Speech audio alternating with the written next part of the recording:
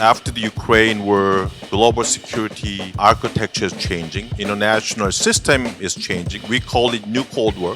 Taiwan, Japan, Korea, after Ukraine war, is worrying about the security issues and doubting the credibility of the U.S. extended terrorists. What do you think will be U.S. stance if some contingency happens in Taiwan Strait? I mean, that's a tough question. I don't know what the answer to that is. Here's what I can tell you, though, about politically where things stand on Taiwan. Again, surprisingly, we have a fairly unified view of Taiwan within the Republican and Democrat Party. When Nancy Pelosi went to Taiwan, unlike anything else you could see in American news media, first of all, I'm sure it's similar in South Korea, but division is profit.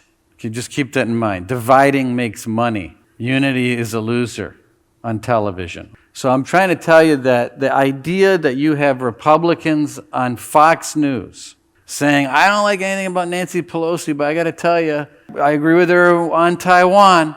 Taiwan has done an incredible job of educating American politicians about the Taiwan issue.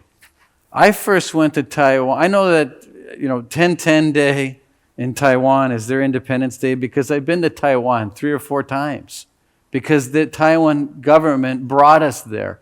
When I was a young Republican, they brought us to Taiwan. They invested. When I won the chairmanship of the Republican National Committee, I was chairman for 6 years. My party, the celebration for when I won, it was at the Taiwan Embassy at Twin Oaks in Washington, D.C.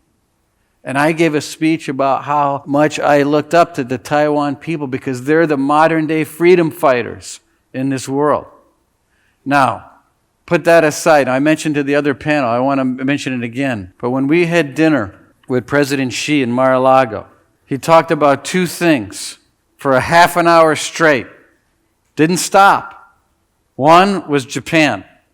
He didn't want to stop talking about Japan. If you wanted to get President Xi talking, bring up the subject of Japan, number 1. Number 2, the next topic that he went on and on about was Taiwan.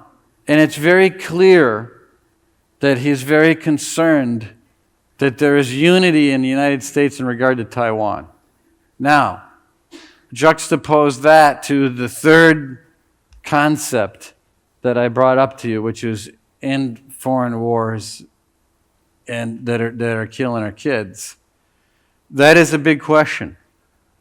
So far, the American people, or I should put it, the American representatives of the American people, have been unified on Taiwan. But a huge global engagement in Taiwan and the use of force with American soldiers, Marines, airmen, sailors will be a question not just for the United States, but for the entire world, because we'd have to take on a 2 million person army in China over Taiwan.